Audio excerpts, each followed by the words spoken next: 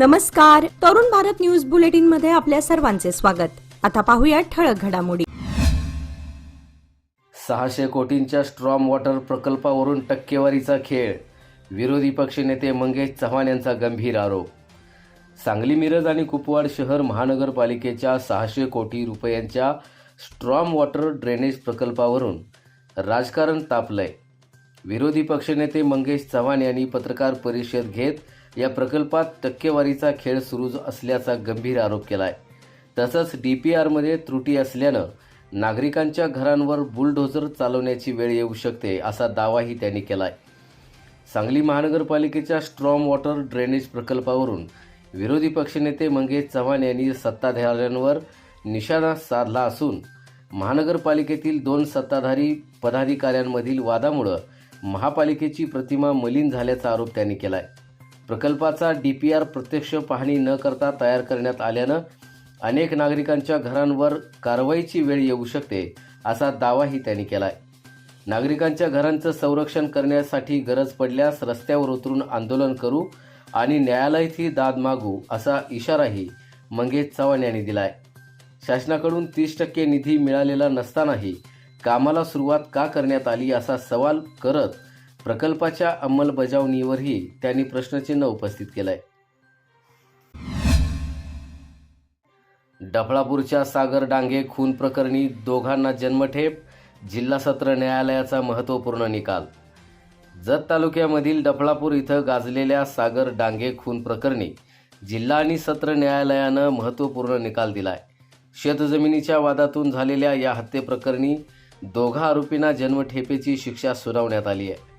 2019 मध्ये डफळापूरच्या कोळे शिवार परिसरात शेतजमिनीच्या वादातून सागर डांगे यांची कुऱ्हाड आणि लोखंडी पाईपनं मारहाण करून हत्या करण्यात आली होती. या प्रकरणात ज्ञानेश्वर पंडित डांगे आणि संतोष पंडित डांगे या दोघांना जिल्हा आणि सत्र न्यायालयानं भारतीय दंड संहिता कलम 302 आणि 34 अंतर्गत दोषी ठरवत जन्मठेप आणि प्रत्येकी 5,000 रुपयांचा दंड ठोठावलाय. दंड न भरल्यास 1 वर्ष अतिरिक्त कारावासाची शिक्षा भोगावी लागणार आहे. सरकार पक्षातर्फे 12 साक्षीदार तपासण्यात आले होते. प्रत्यक्षदर्शी साक्षी, वैद्यकीय अहवाल आणि अन्य पुराव्यांच्या आधारे न्यायालयानं हा निकाल दिलाय. 7 वर्षांच्या न्यायालयीन प्रक्रियेनंतर या गाजलेल्या खून प्रकरणाचा निकाल लागलाय. वारणा धरणातून 5,100 क्युसेक विसर्ग.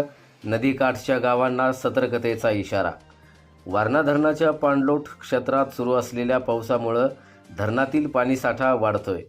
त्यामुळं धरणातून वारणा नदीपात्रात पाण्याचा विसर्ग वाढवण्यात आला असून नदीकाठच्या गावांना सतर्कतेचा इशारा देण्यात आलाय. सांगली जिल्ह्यातील शिराळा आणि कडेगाव तालुक्यात दमदार तर मिरज, वाळवा आणि पलूस तालुक्यात हलका पाऊस सुरू आहे. वारणा धरणात सध्या 28.89 TMC पाणीसाठा झाला आहे. धरणात येणाऱ्या पाण्याचं प्रमाण वाढल्यानं वक्र दरवाजातून होणारा विसर्ग 2,000 क्युसेकनं वाढवून तो 3,700 क्युसेक करण्यात आला आहे. विद्युतगृहातून सुरू असलेला 1,400 क्युसेक विसर्ग कायम ठेवण्यात आला असून वारणा नदीपात्रात एकूण 5,100 क्युसेक पाणी सोडलं जात आहे. पावसाचा जोर कायम राहिल्यास विसर्गात आणखी वाढ होण्याची शक्यता असल्यानं वारणा नदीकाठच्या गावातील नागरिकांनी सतर्क राहावं आणि प्रशासनाच्या सूचनांचं पालन करावं असं आवाहन करण्यात आलंय. मिरजेत महानगरपालिकेचा बुलडोझर. संशयित मटका व्यावसायिकाची खोकी जमीनदोस्त. मिरज शहरात महानगरपालिकेनं अतिक्रमणाविरोधात धडक मोहीम राबवत अनधिकृत खोकी आणि नाश्ता गाड्यांवर बुलडोझर कारवाई केली आहे. संशयित मटका व्यवसाय सुरू असल्याने आढळलेल्या काही खोक्यांवरही कारवाई करण्यात आली आहे. महानगरपालिका आयुक्त संजिता मोहपात्रा यांच्या निर्देशानुसार उपायुक्त स्मृती पाटील यांच्या नेतृत्वाखाली अण्णाभाऊ साठे पुतळा परिसर, मिरज मार्केट आणि किल्ला भागात अतिक्रमण हटाव मोहीम राबवण्यात आली आहे.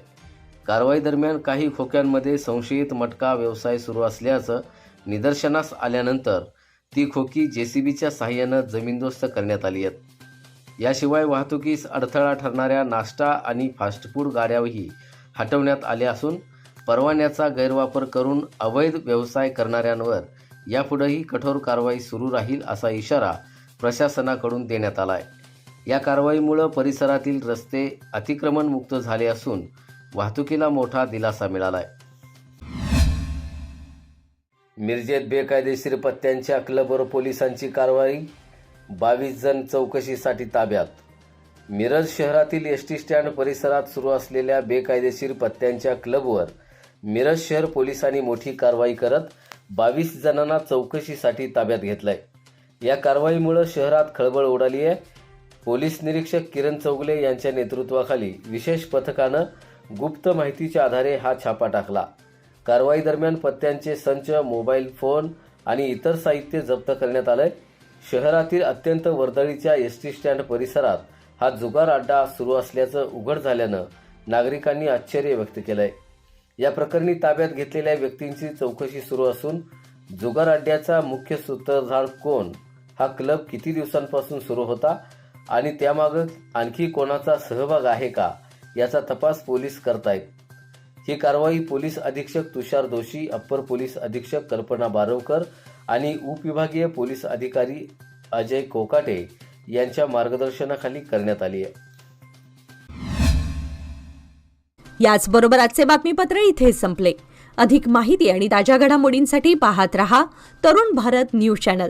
तसेच आमच्या चॅनलला लाईक, शेअर आणि सबस्क्राईब करायला विसरू नका. आणि विश्वासार्ह बातम्यांसाठी दररोज वाचा दैनिक तरुण भारत. धन्यवाद.